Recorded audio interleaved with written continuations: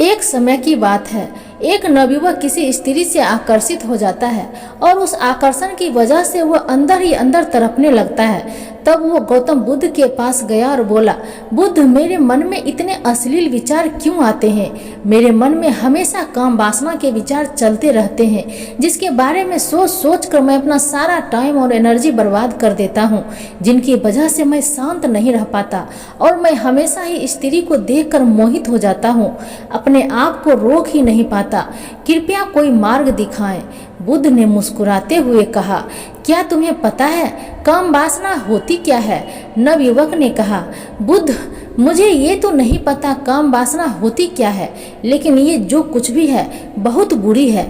बुद्ध ने कहा, प्राकृतिक रूप से जो भी चीजें हमारे अंदर है वह बुरी नहीं है, उसकी कुछ न कुछ जरूरतें हैं। वासना एक प्रकार की भावना है जो हमें किसी न किसी चीज की कमी का एहसास दिलाती है और फिर उस चीज को पाने के लिए उस चीज की ओर हम आकर्षित हो जाते हैं।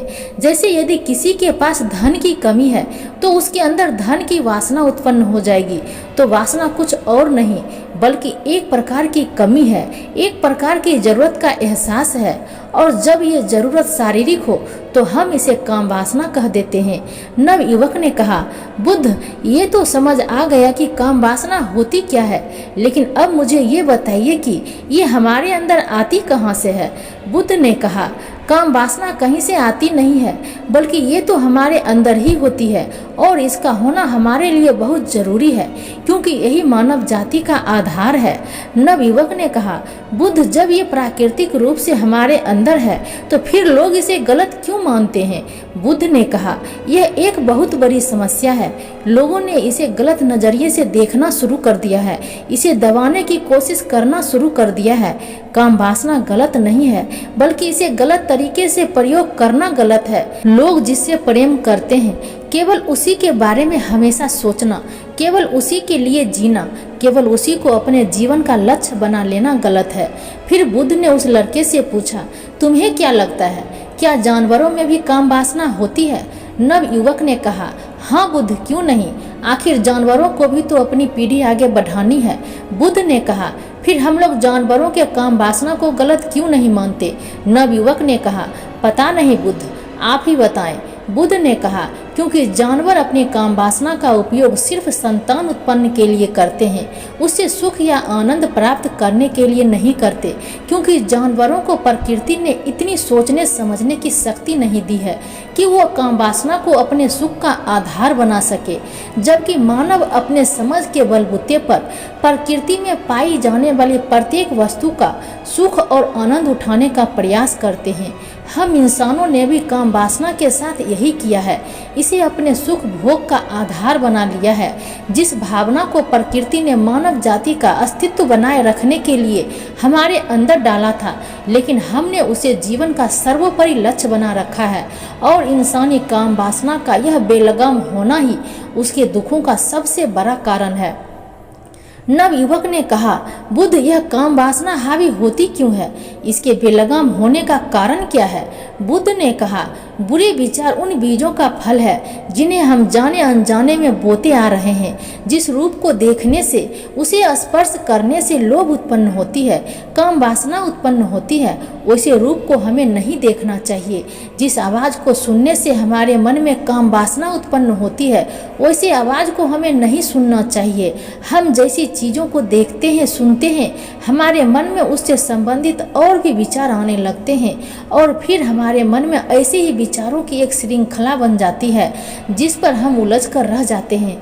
ठीक ऐसा ही होता है अश्लील विचारों के साथ। यदि हमने एक बार किसी को देखकर अपने मन में गंदा विचार पैदा किया, फिर हमारा मन अपने आप ही इन विचारों की श्रृंखला बना देती है, जिनके बारे में सोच सोच कर हम अपनी काफ़ी सारी ऊर्जा और समय बर्बाद कर देते हैं।